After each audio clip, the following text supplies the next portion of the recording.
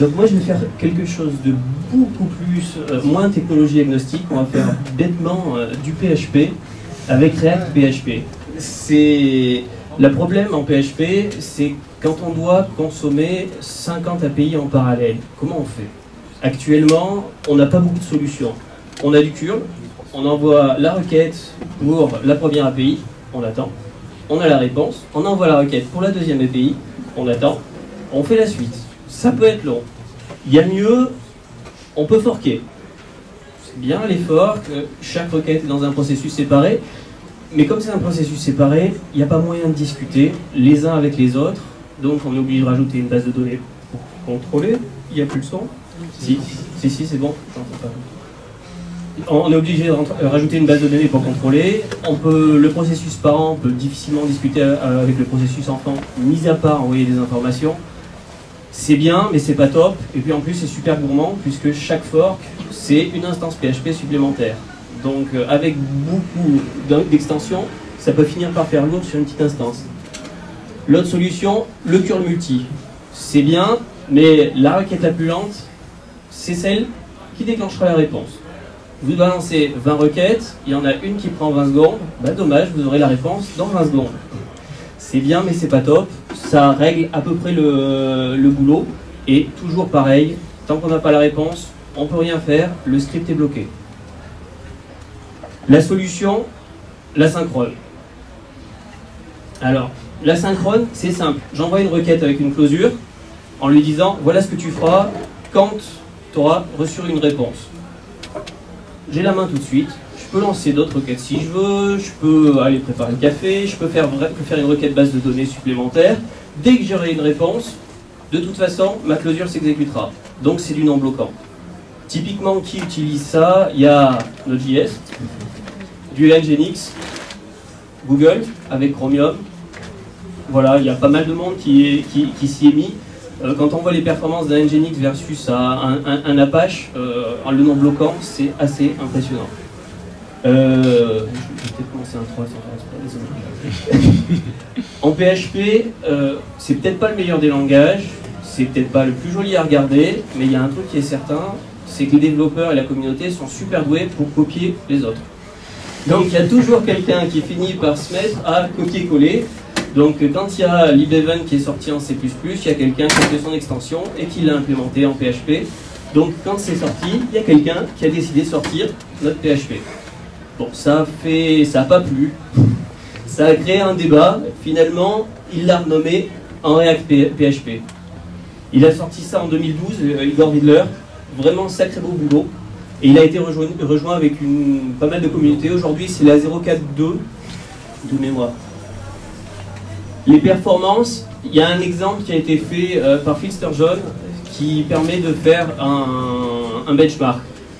La comparaison Node-React, Node par défaut est limité à 5 requêtes par seconde. C'est une limitation. Si on enlève cette limitation, au final, on arrive globalement exactement à la même performance qu'avec React. Le tout, c'est avec de l'analyse de DOM pour analyser les données à l'intérieur, extraire les liens, etc.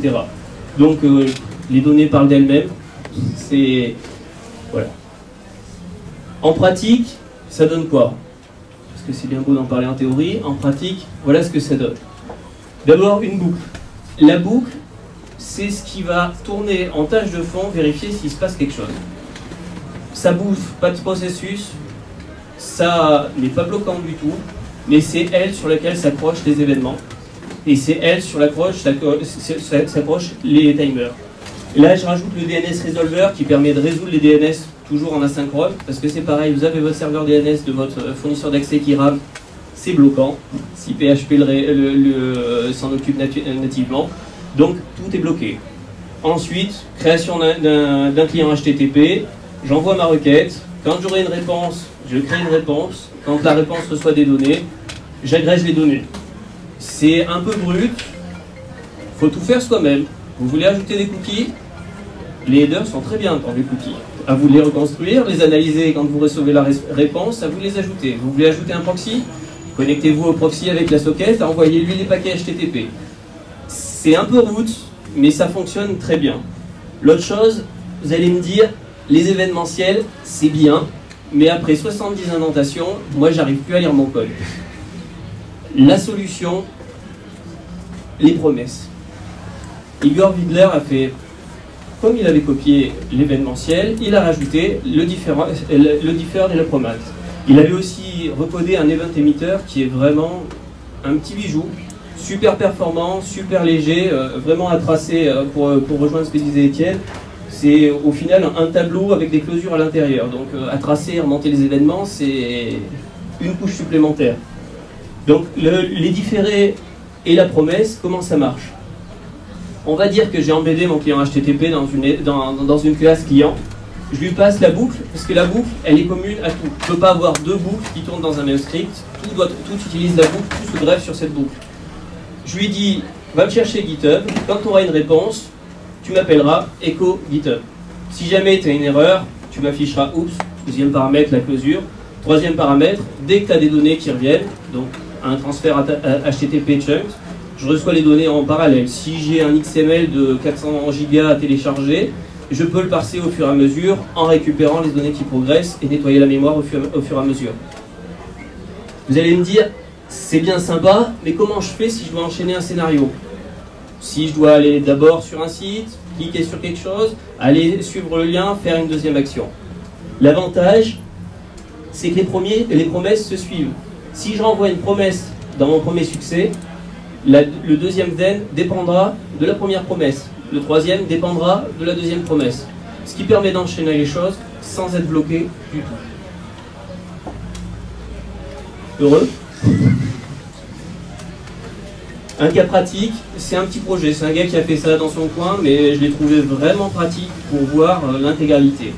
Le gars, il a décidé que dans un seul script PHP, il allait faire un spider qui va crawler X sites. Il a gentiment mis des règles de politesse pour éviter d'écrouler les serveurs. C'est ce qu'on fait d'habitude quand on commence avec React, malheureusement. Un spider, un indexeur, qui dès qu'il y a des réponses, analyse les données, les chunks, les met dans une base SQLite. Le tout tourne avec un serveur HTTP. Donc le serveur HTTP me donne une interface où je peux rechercher en live, mais ça tourne toujours sur le même script. J'ai pas d'Apache, j'ai pas d'Nginx, j'ai rien du tout. Je suis toujours sur mon script PHP. Une interface d'administration où je peux ajouter des URL à crawler, des sites à crawler, je peux supprimer. Puisque comme je suis dans mon script PHP, mon interface a accès à tout ce qui tourne. Donc il peut enlever des variables d'un tableau dans mon PHP. J'ai pas de souci. Je peux déclencher une requête dans base de données directement dans le PHP. Je suis plus du tout dans le côté asynchrone de PHP qui demande de passer par une session, une base de données, de stocker les choses. Là, tout est directement dans mon code qui fait client et serveur.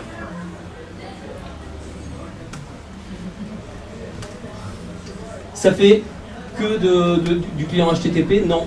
Ça fait aussi client Redis, Datagram, UDP. On l'a utilisé pour faire des protocoles en UDP, pour faire des protocoles spécifiques en TCP. Ça marche très bien.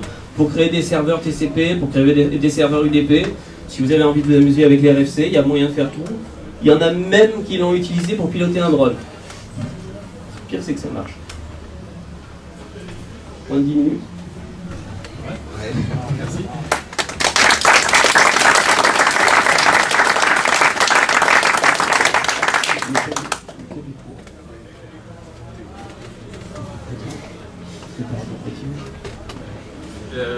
Des questions qu'en est-il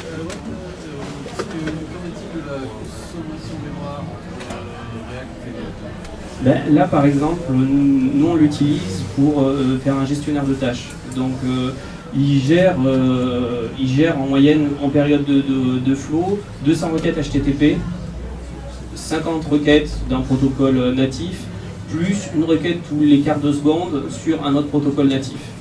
Il fait ça seul, l'empreinte mémoire est de 34 mégas, et l'utilisation CPU, j'ai un top de 0,8 à peu près. C'est une belle machine OVH, mais attention, il ne faut pas oublier, le problème est le même que Node, c'est un seul thread. Donc tous vos processeurs ne sont pas utilisés, c'est bloqué sur un POS. Après, vous pouvez forquer, et puis vous allez dire plus.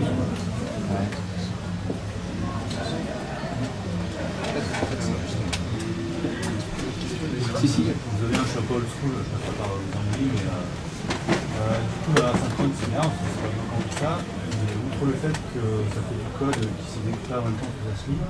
Est-ce que c'est pas un peu le bordel quand tu veux qu'une action s'exécute, une fois que tu as plusieurs requêtes qui sont faites? C'est là où les promesses servent. C'est-à-dire que tu peux créer ta propre promesse, tu fais un new deferred, tu lui dis que ce deferred, tu renvoies une promesse, tu lui dis je m'en occuperai, et quand ta dernière action est arrivée, tu lui dis resolve. La deferred, je la résolve. Et à ce moment-là, ça va déclencher toute la suite. C'est au final, avec les différés et les promesses, ça devient assez limpide. En plus, ça accepte les callbacks en arrêt de l'ARDIS, la méthode, ce qui permet de ranger dans des méthodes assez propres le code, au final de s'y retrouver. Au moment justement où tu résous tu arrives au point où tu vas résoudre ton problème, ce que tu viens d'expliquer, ça veut dire que les autres traitements continuent ou Tout continue. En fait, ça se déclenchera, ce traitement-là précis se déclenchera quand la promesse se résoudra. Mais si tu avais lancé d'autres actions partout... Ce que je voulais la question, c'est ce traitement-là justement, est-ce qu'il bloque? Non, il n'y a rien qui bloque. Le traitement ou non, d'accord. Il n'y a rien qui bloque. En fait, ce qui bloque, c'est celui qui fait un slip au milieu. Slip 2, le script est foutu. C'est assez roublard au début de se mettre, pour mettre des timers, c'est loop add timer. Pour ajouter un timer périodique, c'est add periodic timer. Un slip au milieu, on a tout perdu.